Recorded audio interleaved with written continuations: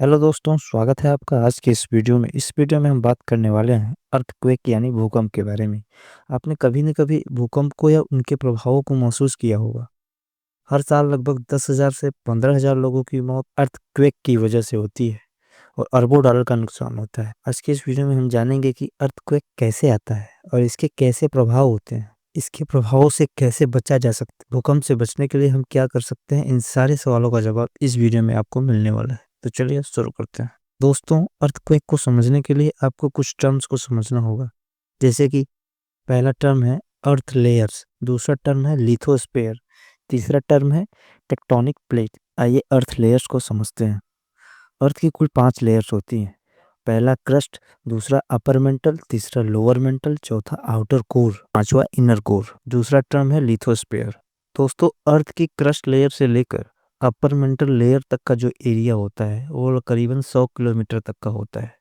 उसी को लिथोस्फीयर कहते हैं। तीसरा टर्म है टेक्टोनिक प्लेट्स। वैज्ञानिकों के अनुसार अर्थ का लिथोस्फीयर कई बड़े बड़े हिस्सों से मिलकर बना होता है।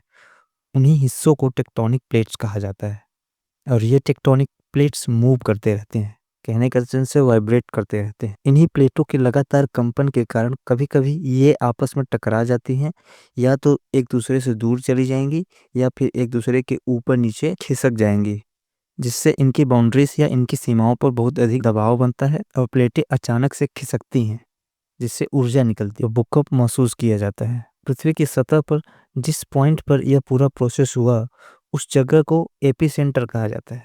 कहने का सेंस है, जहां यह भूकंप शुरू हुआ उसे एपिसेंटर कहा जाता है। वैसे तो अर्थक्वेक आने के 3 कारण हो सकते हैं।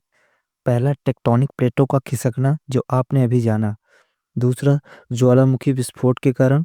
तीसरा, इंड्यूस्ड भूकंप यानी ह्यूमन एक्टिविटीज के कारण जो हमारी अर्थ प्लेट्स में वाइब्रेशन या कंपन आता है, उसके कारण।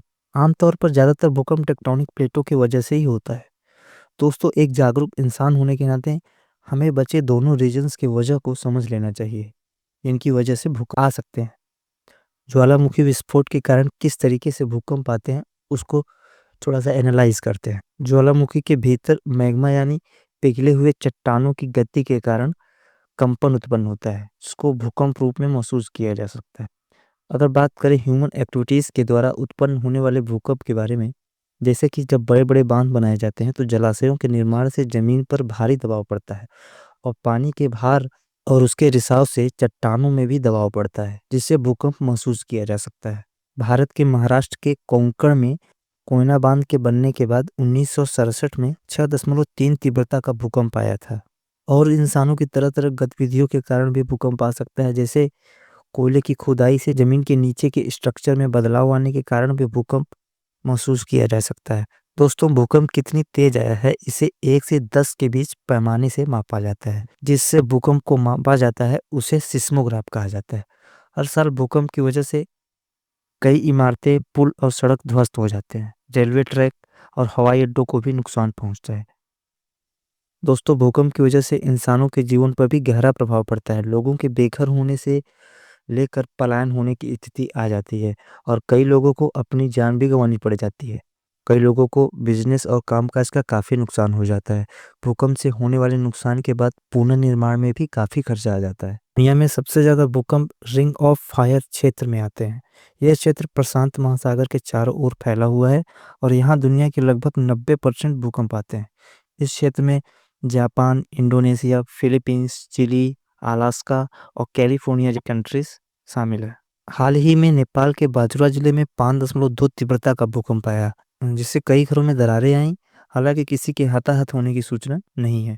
इससे पहले 2015 में नेपाल में 7.8 तीव्रता का विनाशकारी भूकंप आया था, जिसमें लगभग 9,000 लोगों की मृत्यु हुई थी और लाखों लोग बेघर हुए थे। नेपाल अर्थक्वेक के मामले में सेंसिटिव एरिया में आता है, जहां समय समय पर भूकंप आते रहते हैं। भूकंप के कारण अब तक का सबसे ज़्यादा नुकसान 23 जनवरी 1556 को चीन के सांगसी में हुआ था। इसे सांगसी भूकंप के नाम से जाना जाता है। इस भूकंप की तीव्रता 8.0 थी और इसमें करीब 8,30,000 लोगों की मौत हुई थी। ये इतिहास में दर्ज की गई सबसे विनाशकारी भूकंप में से एक है। भूकंप के नुकसान की तीव्रता इस बात पे डिपेंड करती है कि वह कितनी घनी आबादी वाला क्षेत्र है। जितनी घनी आबादी वाला क्षेत्र होगा, उतने ही वहाँ पे बिल्डिंग्स होंगे, उतने ही वहाँ पे मकान होंगे और उतने ही लोग वहाँ पे रहते होंगे। और इस पर भी निर्भर करता है कि इमारतों की गुणवत्ता कैसी है। दोस्तों, हालाँकि भूकंप एक प्राकृतिक घटना में आता है, लेकिन सही तैयारी, जागरूकता से इसके प्रभावों को कम किया जा सकता है। जैसे कि मजबूत और भूकंपरोधी इमारतें बनाई जाएँ। दूसरा है इमरजेंसी सेवा हर समय उपलब्ध हो, जैसे मेडिकिट और फूड स्टोरेज की भी सुविधा होनी चाहिए, जिससे हादसे के बाद लोगों तक तुरंत मदद पहुँचाई जाए।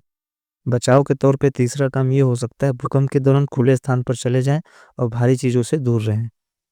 सरकारी और स्थानीय अधिकारियों द्वारा आपदा को लेकर नए-नए स्कीम्स, नए-नए प्लान्स लागू किए जाने चाहिए। तो दोस्तों, आज के इस वीडियो में इतना ही।